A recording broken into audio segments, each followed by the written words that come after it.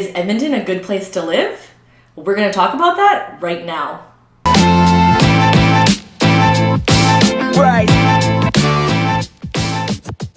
Welcome back to my channel. Today we're going to talk about if Edmonton is a good place to live. If you're new here, please don't forget to hit the subscribe button and of course the notification button so you don't miss out on the new videos every week. So in this video, I'm going to talk to you about the neighborhoods in Edmonton and the towns near Edmonton. So if you're thinking about moving to Edmonton or you already live here and are debating on moving into a different home, what are the things that you want to consider? So I'm going to run through how Edmonton is made up in terms of the city itself, the different neighborhoods, the quadrants, southwest, north, east, and central. And then we're also going to talk about the towns near Edmonton. So towns near Edmonton include Stony Plain, Spruce Grove, Leduc, Beaumont, Sherwood Park, Fort Saskatchewan, St.Albert, and Devon. That's not all inclusive, but these are the main ones that I'm talking about today. So let's talk about Edmonton's quadrants. So Edmonton is divided into some major quadrants: the west end of Edmonton, south end, north and east, and central. Of course, we talk a lot about southwest, northwest Edmonton. There's different quadrants and different price points. So in the different areas, there's going to be different features. We have a river valley that runs through the city of Edmonton, goes all the way through the city, and people, if they're looking for the same kind of home, but in different locations, your money gets you more house in certain areas than others. Currently in Edmonton, the LRT is a small distance. It doesn't cover the expanse of Edmonton. With this Edmonton LRT expansion, it's actually going to cover the entire city.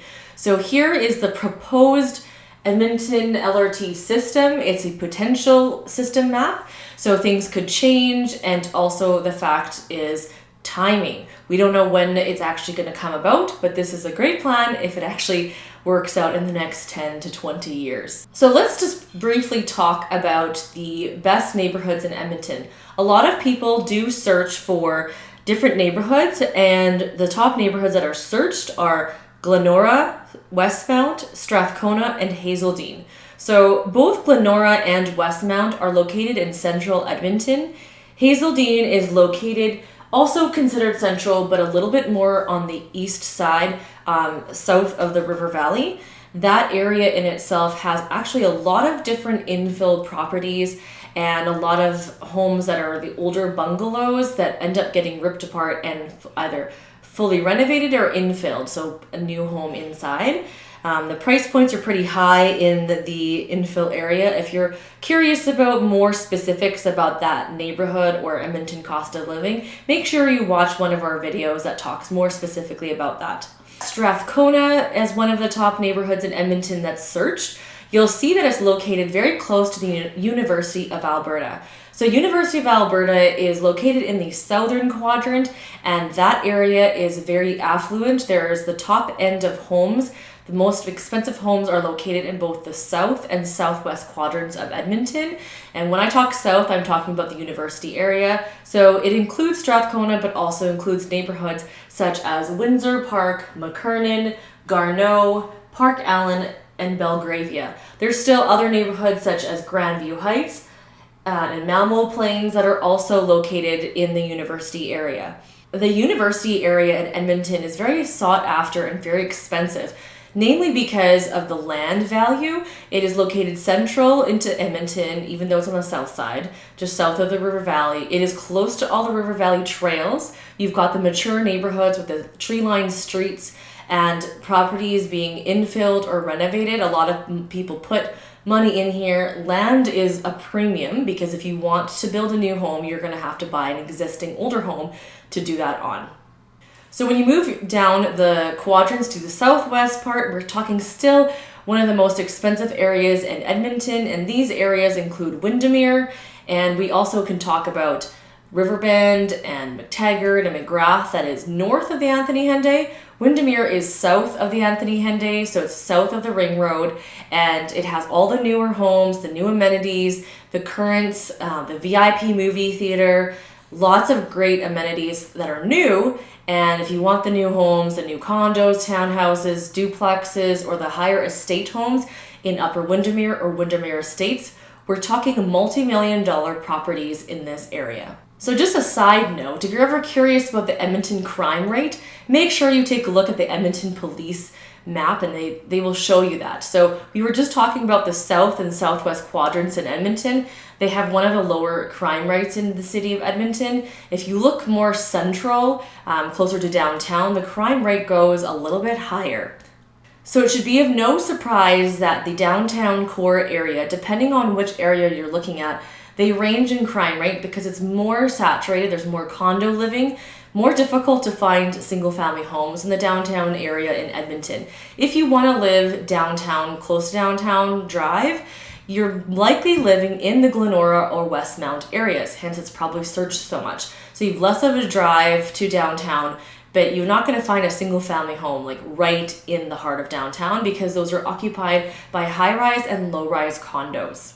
So Edmonton has been trying to revitalize the downtown core. So you'll notice that there's a lot of great local restaurants that you can check out. There's a lot more properties there that you can walk to from their amenities to your house, condos, because that's just where that is. Typically, when I was growing up here in Edmonton downtown closed at 5 and you really didn't come back.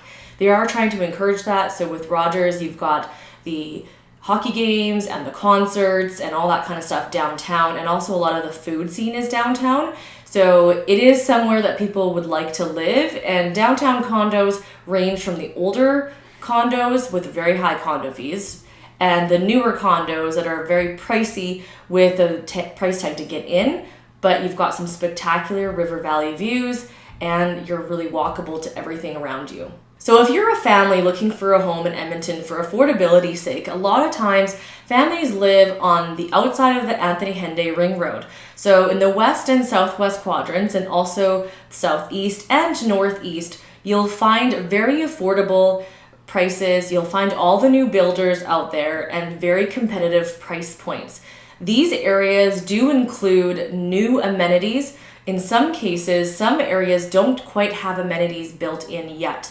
However, in the West End, you'll find a few really good neighborhoods in Edmonton that are close to a Costco and lots of shopping and shops. But also in the Northwest side, deeper into the communities, you will find that there's not even any schools built there yet, nor do they have any slotted for the near future. And the amenities that you have to go to are actually in the West End or St.Albert. So you have to be mindful when you're looking at neighborhoods in Edmonton, what's important to you if you want to be close or if you're okay just hopping in the car and driving about 10 minutes.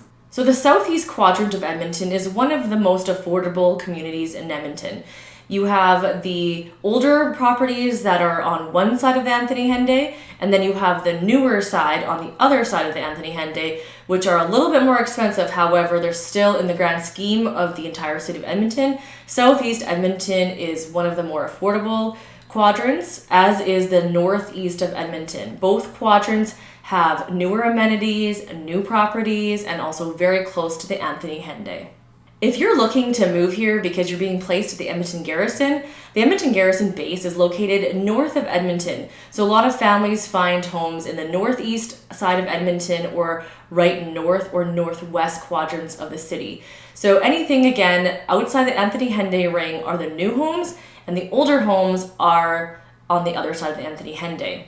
So the north and northwest quadrants of Edmonton, with them being the older homes, you'll still find a lot of amenities because it's very developed. You'll find a lot of amenities nearby. You'll always find a public library. You'll find your grocery stores. You'll find movie theaters and easy access. St.Albert Trail runs from the north side into St.Albert, so it makes it really convenient if you do work or live in St.Albert and you want to also come to Edmonton. It's very simple. So the east side of Edmonton has a lot of the infill properties like I mentioned earlier. It is a great area that includes areas such as Forest Heights, Terrace Heights, Fulton Place, Capilano, Gold Bar, and Otwell. These are just some of the neighborhoods that are located in the east side of Edmonton that have a lot of mature trees. People love the paths down there. They also love the fact that the Mill Creek Ravine runs there throughout those communities, and including Hazeldean and Ritchie, King Edward Park, and Avonmore. These neighborhoods are still very close to the university, and some people like living here when they work in Sherwood Park. So if someone's working in Sherwood Park and the family wants to live in Edmonton, this is a great alternative because it's so close. So let's talk about the towns that are surrounded by Edmonton. If you take a look at the west side of Edmonton, you will find Spruce Grove and Stony Plain. Spruce Grove and Stony Plain have a bit more of a small town feel out of the majority of the towns in and around Edmonton. They are close access and they have a lot of amenities over the years. They've really grown. So you'll find the amenities in Spruce Grove that you would still find in the city. So a lot of people don't need to come into the city anymore. There's a lot of great schools in the area and a lot of great homes, new and old, in Spruce Grove. So if we keep moving upwards, you will see St.Albert located on the northwest side outside of Edmonton. And St.Albert is known as one of the greatest places to raise your children. So why is this ranked? Well, they're known to be the botanical city. They've got a ton of trees when you drive down the community, down the main streets, not just in the streets with the homes. There's a lot of arts there and a lot of hockey. So there's a lot of great places to live in St. Albert. Don't forget though, St. Albert property taxes are actually higher than the city of Edmonton. So speaking of high property taxes, Sherwood Park also joins that group. Sherwood Park is also known for being a hockey community, and so both St. Albert and Sherwood Park are places that people love to live in when they are raising families. There's a lot of family activities in both communities. Sherwood Park is also close to the refineries and has a lot of different options in both the towns nearby. There's also acreages in the counties. Sherwood Park is also close to Fort Saskatchewan. So if you drive further away from the city, you'll find Fort Saskatchewan, and that is an even smaller town. So likely you'll be driving into Sherwood Park or into the city of Edmonton to do some of your other shopping. Of course, they still have grocery stores and everything in Fort Saskatchewan, but just not as many options as you would find in Sherwood Park. So as you move south of Edmonton, you will find Leduc and Beaumont, and a little bit to the west is then Devon. So these towns are actually really small. Devon and Beaumont don't have a lot of amenities. Again, they all have their grocery stores. They've got great schools, but you're not going to find all the mainstream amenities, even things like a craft store or whatnot like that. Not the chains, not in those smaller places. Now Leduc because it's so close to the Edmonton International Airport, they have that mall, the outlet mall out there. They've got a Costco out there, and they do have quite a bit of amenities, and they're not actually too far from the very southern tip of the city. So if you lived in the very south part of the city, it actually is not too far of a drive, about 15 minutes to get to Leduc. So if you are, a lot of people end up living and working in Leduc, but sometimes people live in Leduc because of affordability. Again, it's a lot cheaper if you work in the south side of Edmonton because it's still somewhat close to work.